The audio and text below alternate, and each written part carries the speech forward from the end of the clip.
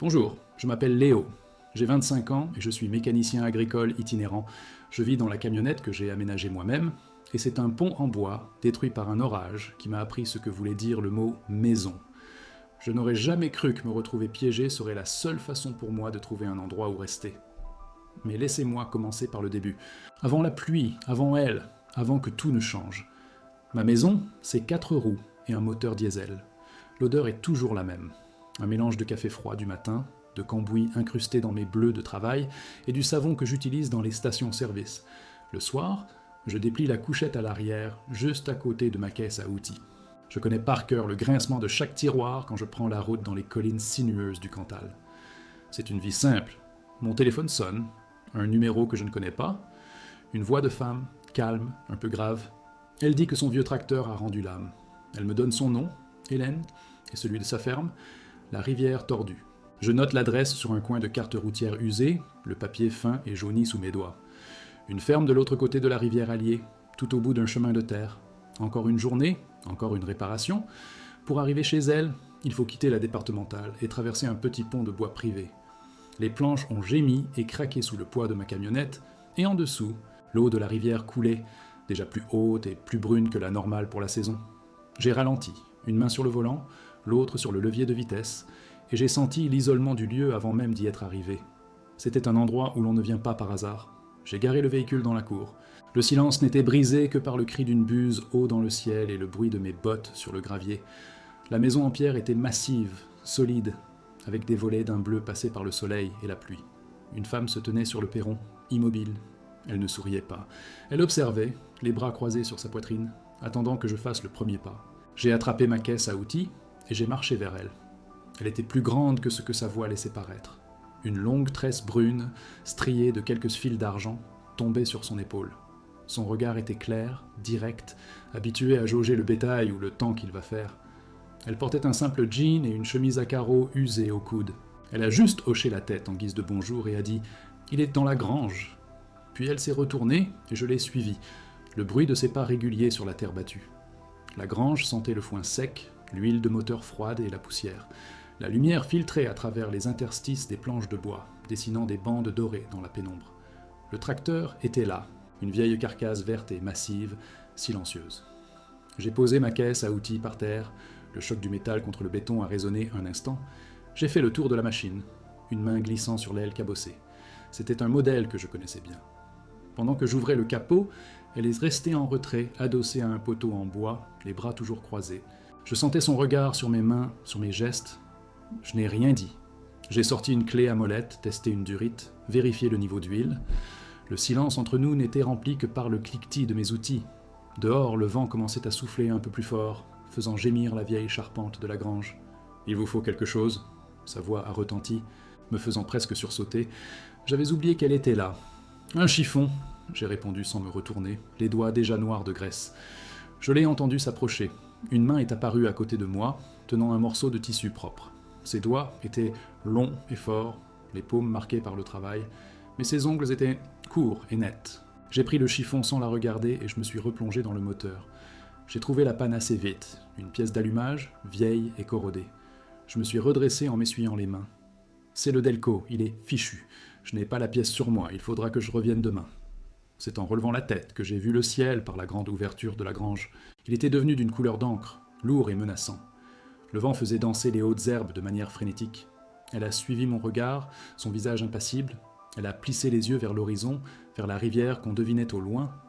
Un premier éclair a zébré le ciel, silencieux, suivi quelques secondes plus tard par un grondement sourd et lointain qui a fait vibrer le sol sous nos pieds. « Je ne crois pas que vous irez où que ce soit ce soir », a-t-elle dit. Ce n'était ni une invitation, ni une question, c'était un fait. Elle m'a regardé enfin, vraiment. Le pont ne tiendra pas si la rivière monte. Son expression n'a pas changé, mais j'ai vu ses doigts se resserrer sur ses bras. Le tonnerre a grondé de nouveau, plus proche cette fois. Alors voilà comment tout a commencé. Moi, Léo, mécanicien de passage, et elle, Hélène, propriétaire de la rivière tordue, a regardé la tempête arriver, sans savoir qu'elle allait tout emporter sur son passage, à commencer par mon envie de repartir. La première nuit, je l'ai passée dans ma camionnette, le bruit de la pluie battante sur le toit en tôle m'empêchant de dormir. Au matin, le silence était presque plus assourdissant. Je suis sorti. L'air était lavé, froid, et sentait la terre mouillée et les feuilles cassées. Au loin, là où le pont aurait dû se trouver, il n'y avait qu'un vide béant au-dessus des eaux brunes et agitées de l'Allier. Hélène était déjà là, près de la rive, les bottes pleines de boue, à contempler le désastre. Elle s'est retournée en m'entendant approcher, sans un mot. Elle a juste haussé les épaules, un geste qui disait tout. « Il y a du café », a-t-elle finalement lancé par-dessus son épaule, en repartant vers la maison. Je l'ai suivie. Dans sa cuisine, elle m'a tendu une tasse ébréchée, chaude. Nous sommes restés sur le perron, à boire en silence, regardant les dégâts. Le bois de la balustrade était humide sous ma main. C'était la première de nombreuses matinées comme celle-ci. Les jours suivants, une routine s'est installée sans qu'on en discute. Après le café, on travaillait. On a dégagé une énorme branche de chêne qui était tombée sur le chemin du pâturage. Je coupais avec ma scie, et elle tirait les morceaux avec une force qui me surprenait à chaque fois. Ses mains, gantées de cuir, agrippèrent le bois sans hésiter. Je me suis surpris à observer la manière dont elle nouait une corde, un geste précis et efficace. On ne parlait pas beaucoup. Nos conversations tournaient autour des tâches à accomplir. « Passe-moi le marteau. »« Tiens, fais attention, ça glissait. Tu crois que le temps va tenir ?» Un après-midi, en réparant une clôture près de la rivière, un fil de fer barbelé s'est coincé. Nos mains se sont frôlées en essayant de le défaire. Personne n'a rien dit. J'ai juste senti la rugosité de sa paume contre la mienne pendant 1 seconde, puis j'ai retiré ma main et continué à travailler. Un soir, en cherchant de la ficelle dans la grange, j'ai remarqué une vieille radio à transistor posée sur une étagère, couverte de poussière et de toiles d'araignée. J'ai passé un doigt sur le cadran. « Elle ne marche plus depuis des années », a dit Hélène derrière moi. Mon père l'écoutait tout le temps. Elle a pris un vieux sac de jute et me l'a tendu, changeant de sujet avant même que j'aie pu répondre. L'objet est resté là, silencieux. Les repas étaient simples, pris à la grande table en bois de la cuisine. Une soupe, du pain, du fromage. Elle mangeait lentement, le regard souvent perdu par la fenêtre, vers ses terres. Je la regardais couper son pain, un geste mesuré. Une fois, elle a surpris mon regard. J'ai vite baissé les yeux vers mon assiette, sentant mes joues chauffer. J'ai fini mon repas sans relever la tête, le bruit de ma fourchette contre la faïence semblant anormalement fort. J'ai commencé à remarquer des choses. La façon dont elle remettait en place une mèche grise de sa tresse quand elle était contrariée. Le petit pli au coin de ses yeux quand elle regardait le soleil se coucher derrière les collines. Elle parlait à son vieux chien, un border collie à l'œil vif, comme à une personne, lui racontant sa journée en lui grattant les oreilles. J'ai fait semblant de ne pas entendre, occupé à nettoyer une bougie d'allumage. 1 semaine s'est écoulée, puis 2. Personne ne venait. La route de l'autre côté était probablement coupée aussi. Ma camionnette est devenue mon refuge, mais je passais de moins en moins de temps dedans. Je prenais mes outils le matin, et je ne rentrais qu'à la nuit tombée, le corps fatigué par le travail physique. Je n'avais pas travaillé de mes mains comme ça depuis des années, sentant une fatigue saine que le cambouis seul ne m'avait jamais donnée. Un soir, alors qu'elle épluchait des pommes de terre, le couteau bougeant avec une régularité hypnotique, elle a dit sans me regarder « Mes enfants ne viennent presque plus. La ville, vous savez. » Sa voix était neutre, factuelle. Elle a laissé tomber une épluchure dans le seau à ses pieds. C'était la première chose personnelle qu'elle me disait. Je n'ai pas su quoi répondre, alors j'ai juste resserré le lacet de ma botte, qui n'en avait pas besoin. Le week-end suivant, une nouvelle tempête a menacé. Le ciel s'est couvert et l'électricité a fini par couper. On s'est retrouvés dans le noir quasi total de la cuisine, seulement éclairé par la lueur blafarde de l'extérieur. Le silence s'est installé, plus lourd que d'habitude. Je me suis levé, j'ai attrapé ma lampe de poche, et sans un mot, je suis sorti en direction de la grange. Je savais exactement ce que j'allais chercher. Je suis revenu avec la vieille radio. À la lueur d'une bougie qu'elle avait allumée, j'ai ouvert le boîtier. Mes doigts, habitués au moteur, ont exploré les circuits délicats et poussiéreux. Elle était assise en face de moi, immobile, son ombre dansant sur le mur. Je ne sentais plus son regard, juste sa présence. J'ai nettoyé un contact, repositionné un fil, tourné doucement le bouton de recherche des stations. Un grésillement a d'abord rempli la pièce, j'ai continué à tourner, millimètre par millimètre, et puis, au milieu du crépitement, une mélodie de piano a émergé, faible, lointaine, mais claire. Elle venait de la radio. J'ai relevé la tête. Dans la lumière vacillante de la bougie, Hélène me regardait, les lèvres entr'ouvertes. Puis elle a laissé échapper un petit rire, un son rauque et surpris que je ne lui avais jamais entendu. Ce rire a tout changé. Il a brisé quelque chose dans l'air, quelque chose que je n'avais même pas réalisé être là. Ce n'était plus le silence d'étrangers forcés de cohabiter, mais celui de deux personnes partageant un petit miracle au milieu d'une panne de courant. J'ai reposé mon tournevis sur la table, le cliquetis du métal sur le bois se perdant dans la musique qui flottait maintenant entre nous. Les jours suivants, elle allumait la radio tous les matins en préparant le café. Le son grésillant était devenu la bande-son de notre quotidien. Je réparais le portail de l'enclos des moutons, elle vérifiait ses comptes dans son carnet. La musique remplissait l'espace, nous permettant de partager le silence sans qu'il soit pesant. Je me suis rendu compte que je n'écoutais plus les bulletins météo pour savoir quand je pourrais partir. Une après-midi, je l'ai vue s'arrêter au milieu de la cour, la main en visière au-dessus des yeux pour regarder le ciel. C'était un geste qu'elle faisait souvent, un geste d'agricultrice. Mais cette fois, elle ne regardait pas les nuages. Elle regardait un faucon qui planait en cercle lent, très haut. Un léger sourire a étiré ses lèvres. J'ai arrêté de marteler le piquet que j'enfonçais, le marteau suspendu en l'air, juste pour la regarder. Ça faisait presque 1 mois que j'étais coincé à la rivière tordue. 1 mois de café sur le perron, de clôtures réparées et de dîner rythmés par le son de la vieille radio que j'avais ramenée à la vie. Notre routine était devenue aussi naturelle que la course du soleil au-dessus des collines.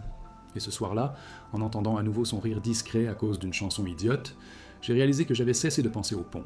La radio grésillait doucement sur le rebord de la fenêtre de la cuisine, une présence constante qui avait remplacé le silence maladroit des premières semaines. Dehors, je remplaçais une planche pourrie du porche. Le son de ma scie était régulier, rythmé. Hélène, de son côté, sarclait son potager, le dos courbé, son vieux chapeau de paille la protégeant d'un soleil de plus en plus présent.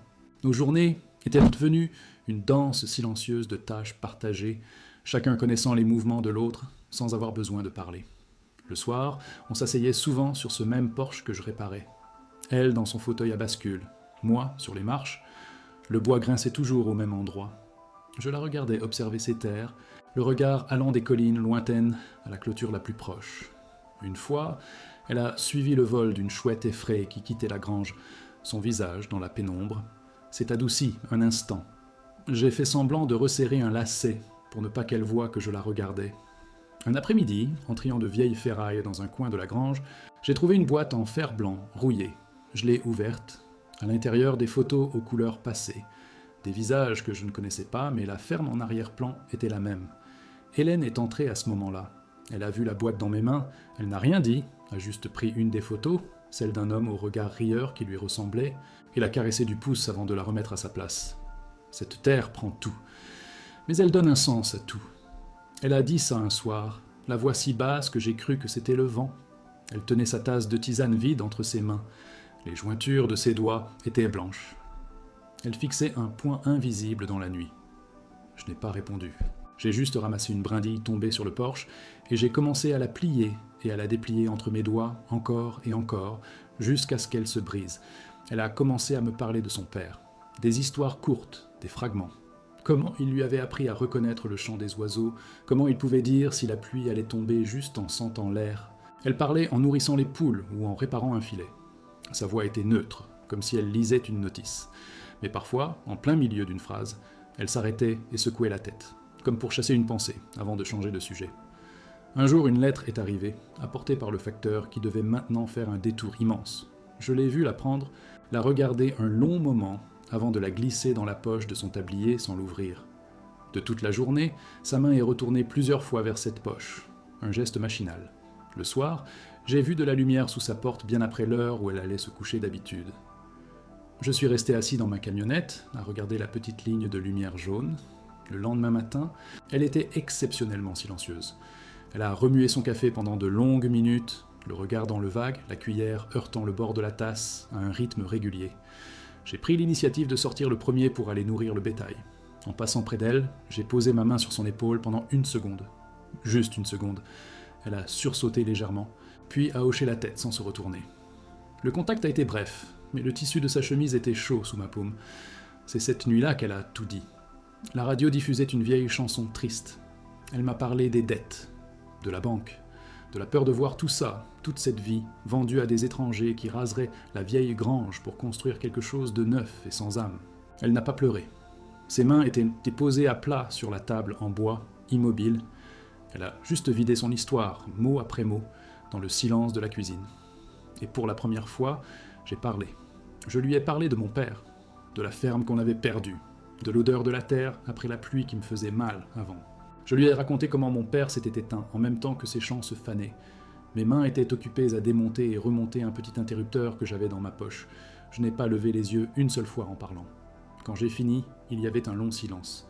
Elle a tendu la main et a posé ses doigts sur les miens, arrêtant mon mouvement nerveux avec l'interrupteur. Son contact était sec, chaud. On était resté comme ça un long moment, sans bouger, avec juste la musique de la radio entre nous. Dehors, la lune éclairait la cour d'une lumière blanche et froide. J'ai senti la tension dans mes épaules se relâcher pour la première fois depuis des années. Je n'étais plus juste le mécanicien coincé par un pont cassé. Les semaines qui ont suivi ont été différentes. Il y avait une nouvelle douceur dans nos silences. On travaillait côte à côte, nos gestes synchronisés par l'habitude. Un jour, en rentrant le foin avant un orage, nos épaules se sont heurtées dans l'étroitesse de la porte de la grange. On s'est arrêtés, très proches l'un de l'autre. Je sentais l'odeur de la paille et de la pluie sur sa peau. Elle a relevé la tête. Son regard clair a rencontré le mien. L'éclair a zébré le ciel à ce moment-là, illuminant son visage. Le tonnerre a grondé, faisant vibrer le plancher sous nos pieds. Ni elle, ni moi n'avons bougé. J'ai vu la petite cicatrice sur son menton, celle qu'on ne remarque que de très près.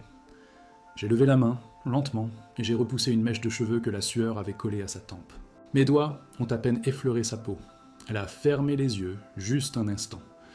Le moment a été brisé par le chien qui a aboyé dehors, effrayé par l'orage. On s'est reculé en même temps, un peu maladroitement. J'ai attrapé une fourche et j'ai commencé à tasser le foin avec une énergie soudaine et inutile. Elle s'est retournée pour fermer le haut de la porte de la grange, son dos tourné vers moi. Le bruit de la pluie qui commençait à tomber sur le toit en tôle a rempli l'espace. On n'a plus rien dit jusqu'au soir. Je me suis mis à réparer des choses qui n'étaient pas sur sa liste. La girouette bloquée sur le toit de la grange, la charnière qui grinçait sur le portail du potager, le loquet de la boîte aux lettres. Je trouvais des excuses pour rester dehors, pour travailler avec mes mains, pour sentir que je servais à quelque chose ici. Elle me regardait faire depuis la fenêtre de la cuisine, parfois, en s'essuyant les mains sur son tablier. Elle ne disait rien, mais elle laissait une bouteille d'eau fraîche sur les marches du porche pour moi. Un soir, elle m'a attendu près de ma camionnette. Elle tenait quelque chose dans sa main. C'était la vieille radio.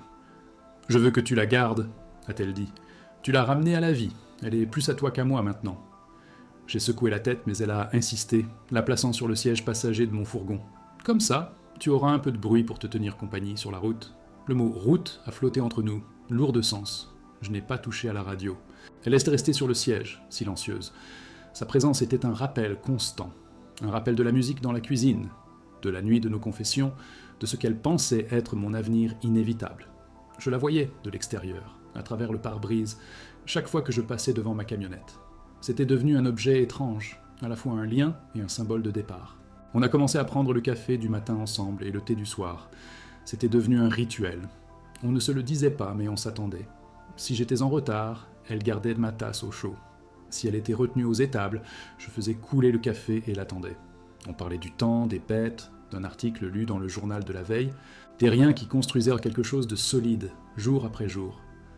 Je l'aidais de plus en plus avec les comptes. Le soir, à la lumière de la lampe de la cuisine, elle sortait son grand carnet et ses factures. Je vérifiais les additions, ma calculatrice à côté de ces colonnes de chiffres écrits d'une main appliquée. Nos têtes étaient penchées sur le même livre, si proches que je pouvais sentir l'odeur de son shampoing à la lavande. Parfois, nos doigts se frôlaient en pointant une ligne. 2 mois s'étaient écoulés depuis la tempête, 2 mois. L'été s'était installé, long et chaud. Les journées étaient pleines du chant des cigales et de l'odeur de l'herbe sèche. Ma camionnette n'avait pas bougé de la cour. La poussière commençait à s'accumuler sur ses pneus. Je la regardais parfois, et l'idée de tourner la clé dans le contact me paraissait venir d'une autre vie, d'un autre homme. Ce soir-là, on était dans la grange, à réparer une vieille selle. La lumière du couchant filtrait à travers les planches, remplissant l'espace d'une poussière dorée. La radio, que j'avais finalement ramenée de la camionnette, jouait une mélodie douce. On travaillait en silence, le bruit de l'aiguille passant dans le cuir était le seul son.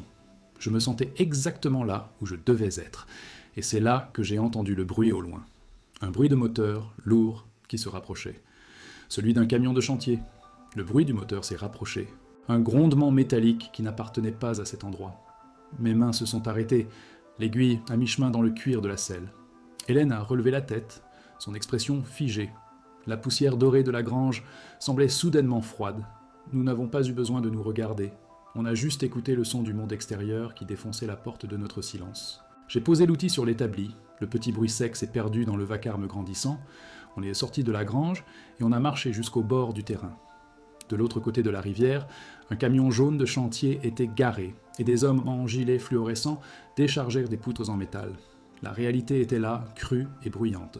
La bulle dans laquelle on vivait depuis 2 mois venait d'éclater.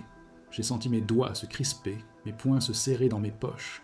L'air sentait soudain l'essence et non plus l'herbe coupée, et ça m'a retourné l'estomac. Hélène est restée immobile, les bras le long du corps, à les regarder s'affairer. Son visage était une page blanche, mais je voyais la tension dans sa nuque. Le vent a soulevé une mèche de sa tresse, elle l'a laissée flotter devant ses yeux sans la chasser. J'ai ramassé un caillou plat dans l'herbe, et je l'ai fait tourner entre mon pouce et mon index. Sa surface rugueuse et froide était la seule chose que je sentais vraiment à ce moment-là. Pendant 2 jours, le bruit a été incessant. Le martèlement, le grincement du métal, les ordres criés. On a continué nos routines, mais le cœur n'y était plus. Je l'entendais s'occuper des bêtes, et elle me voyait graisser une chaîne qui n'en avait pas besoin. On s'évitait du regard. Le silence facile qu'on avait construit était maintenant rempli par le vacarme de la reconstruction. Un bruit qui sonnait comme un compte à rebours. J'ai nettoyé la même bougie 3 fois de suite, juste pour occuper mes mains. Le pont provisoire était une structure laide, faite de poutrelles et de planches brutes, mais il enjambait la rivière. Un des ouvriers l'a traversé, ses bottes de sécurité résonnant lourdement. Il a dit à Hélène que la voie était libre. Elle l'a remercié d'une voix neutre. J'étais adossé à un poteau de clôture, mes mains agrippant le bois usé. C'était ça. Une voie de sortie. Un chemin pour que je puisse reprendre ma route comme je l'avais toujours fait avant elle. Le dîner ce soir-là a été le plus silencieux de tous. Même la radio était éteinte sur le rebord de la fenêtre. Hélène a fait tourner les légumes dans son assiette avec sa fourchette, sans manger. Puis, elle a levé les yeux vers moi. « Je suppose que tu voudras partir demain matin ?» a-t-elle dit. Ce n'était pas une question. Son regard est retombé sur sa nourriture. Je me suis raclé la gorge, mais aucun son n'est sorti. J'ai juste hoché la tête lentement. Cette nuit-là, dans ma camionnette, le sommeil ne venait pas. J'ai vidé ma caisse à outils sur une bâche et j'ai tout réorganisé. J'ai essuyé chaque clé, chaque tournevis, avant de les remettre à leur place exacte. L'odeur de cambouis, qui avait été mon seul refuge, me semblait maintenant celle d'un étranger. À travers le pare-brise, je voyais la lumière de la cuisine. Elle s'est restée allumée pendant des heures, une petite tache jaune et solitaire dans le noir profond de la campagne. Au matin, j'ai plié la couverture de ma couchette et rangé mes quelques affaires. Ça n'a pas pris longtemps. Sur le siège passager, la vieille radio était posée là. Je l'ai prise dans mes mains. Le plastique était frais, un peu usé au niveau des boutons. Je suis sorti de la camionnette et j'ai marché vers la maison, l'objet calé contre moi. L'herbe était lourde de rosée et trempait le bas de mon jean, rendant chaque pas plus lourd que le précédent. Elle était déjà sur le perron. Elle tenait 2 tasses de café, comme tous les matins. Mais ses mains tremblaient, juste un peu. J'ai vu une goutte sombre tomber sur le bois des marches. Je me suis arrêté en bas. Je lui ai tendu la radio. « Tu devrais la garder ?» j'ai dit, ma voix plus rauque que d'habitude. « Sa place est ici. » Elle me regardait sans bouger. Son souffle formait un petit nuage dans l'air frais du matin, ses yeux plus clairs que jamais. Elle n'a pas pris la radio. Elle a posé les 2 tasses sur la balustrade. Le bruit de la céramique contre le bois a claqué dans le silence. Son regard ne me quittait pas. Il semblait chercher quelque chose que je ne savais pas lui donner. « Cette terre, elle prend tout », a-t-elle murmuré, répétant ses propres mots d'il y a des semaines. Elle a reculé d'un pas, se rapprochant de la porte ouverte de la maison, me laissant seul avec mon choix, la radio et le pont qui attendait. Je suis resté là, sur les marches, la radio froide et lourde entre mes mains. La porte de la maison était restée entr'ouverte, une bande d'ombre dans laquelle elle avait disparu. J'ai regardé ma camionnette, la clé dans ma poche pesait 1 tonne. Puis, j'ai regardé le pont, cette cicatrice de métal neuve sur le paysage. Je n'ai pas bougé. J'ai juste attendu que le soleil monte un peu plus haut dans le ciel, réchauffant la nuque. J'ai fini par poser la radio sur la balustrade, avec précaution, comme si elle pouvait se briser. Mes pieds ne m'ont pas mené vers la camionnette. Ils m'ont mené vers la grange. J'ai attrapé une poignée de clous et un marteau. Il y avait une latte de bois descellée sur le mur ouest, celle qui claquait les jours de grand vent. Je me suis mis au travail. Le bruit de mes coups de marteau était la seule réponse que j'avais à lui donner. Régulier, obstiné. Je ne sais pas combien de temps j'ai travaillé. 1 heure, peut-être 2. Le soleil était déjà haut quand je l'ai entendu derrière moi. « Léo !» Sa voix était basse. J'ai arrêté mon geste, le marteau suspendu en l'air. Je me suis retourné lentement. Elle se tenait là, les bras croisés, son visage fermé. Elle a secoué la tête, un mouvement à peine perceptible. « Qu'est-ce que tu fais » a-t-elle demandé, même si elle voyait bien. « Cette planche était sur le point de lâcher », j'ai répondu en désignant le mur. J'ai planté le dernier clou d'un coup sec et précis. J'ai ensuite posé le marteau sur une souche. Le silence est revenu, plus lourd qu'avant. Elle a détourné le regard vers les collines, vers l'horizon.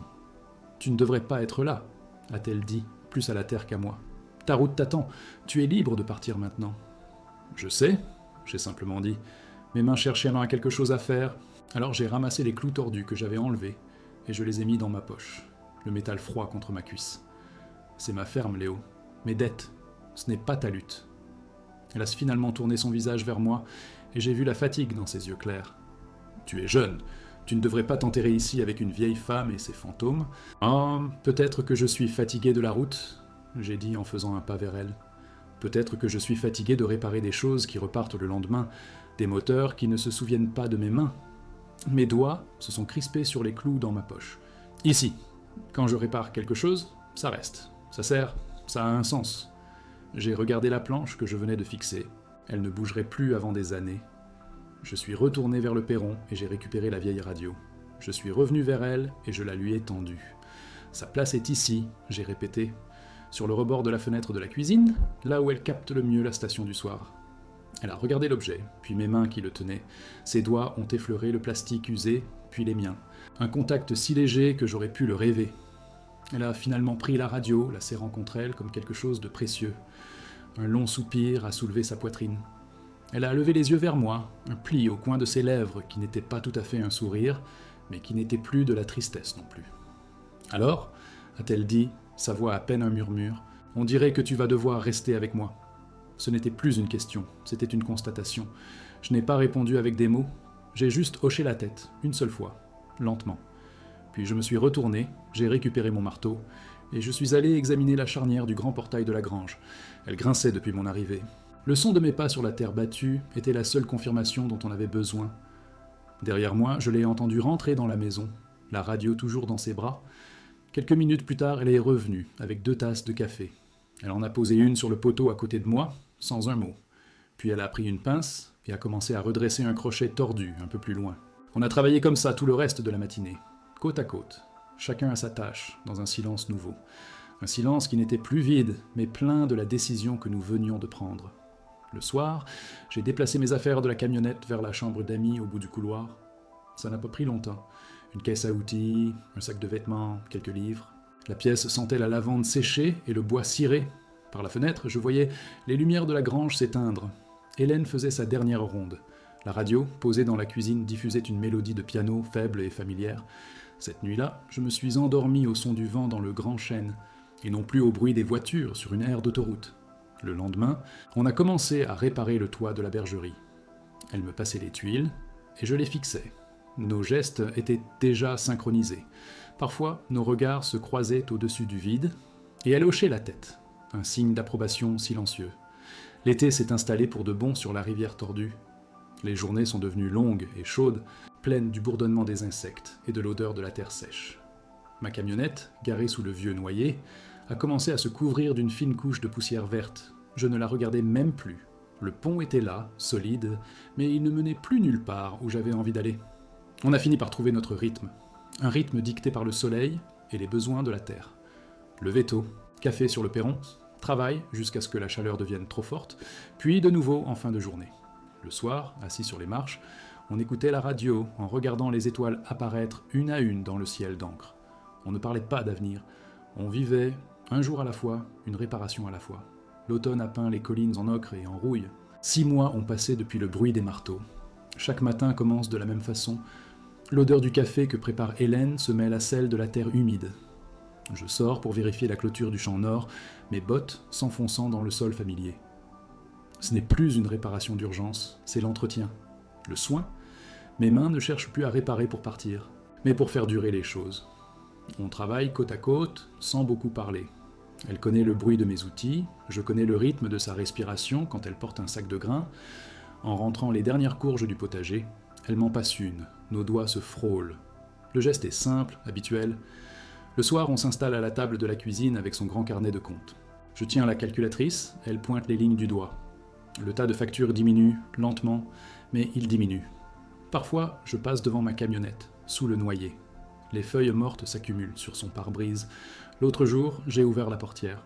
L'odeur de cambouis et de solitude était encore là, comme un fantôme d'une autre vie. J'ai pris une vieille carte routière dans la boîte à gants, je l'ai dépliée, puis je l'ai simplement laissée sur le siège. J'ai refermé la porte, le bruit sourd a scellé quelque chose en moi. Les soirées sont devenues plus fraîches. On s'assoit sur le porche, emmitouflé dans des couvertures. Elle dans son fauteuil à bascule, moi sur les marches que j'ai consolidées. Elle ne regarde plus ses terres avec angoisse, mais avec une sorte de calme obstiné. Je la vois passer une main sur le bois usé de l'accoudoir, un geste lent, presque une caresse. Je reste là, à écouter le cri d'une chouette dans la grange. Juste être là. La vieille radio est toujours sur le rebord de la fenêtre de la cuisine. Sa musique grésillante nous accompagne pendant qu'on prépare le dîner. Parfois, une chanson que son père aimait passe, et je vois un pli se former au coin de ses lèvres. Je fais semblant de ne pas remarquer. Je me concentre pour couper les oignons en dérégulier, le couteau heurtant la planche à découper à un rythme constant. L'objet n'est plus un symbole, c'est juste une partie du décor, une partie de chez nous. On se promène parfois le long de la rivière, là où tout a commencé. Le pont neuf est là, solide, en béton et en acier. Les voitures y passent de temps en temps, un rappel lointain d'un autre monde.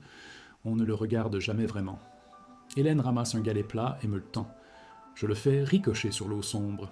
On compte les sauts, puis on rentre à la ferme avant que la nuit ne tombe complètement, nos ombres s'allongeant sur le chemin de terre. Il y a quelques jours, un orage a éclaté, un de ces orages d'automne qui sentent la fin de quelque chose. L'odeur de la pluie sur la terre sèche est montée jusqu'à nous. Je l'ai regardée. Elle a simplement hoché la tête. Sans un mot, on a commencé à rentrer les outils, à fermer les volets, nos gestes synchronisés par des mois de pratique. Cette odeur, qui me serrait la gorge avant, est devenue celle d'un travail à faire ensemble, avant de se mettre à l'abri. Maintenant, la nuit est claire et froide. Les étoiles sont si nettes qu'on a l'impression de pouvoir les toucher. Hélène s'est endormie dans son fauteuil. Je reste un peu plus longtemps, le dos appuyé contre le mur de la maison. La pierre est froide, solide. Je regarde le pont au loin, une ligne sombre dans le paysage. Il est là, fonctionnel. C'est juste que je n'ai jamais eu aucune raison de le traverser.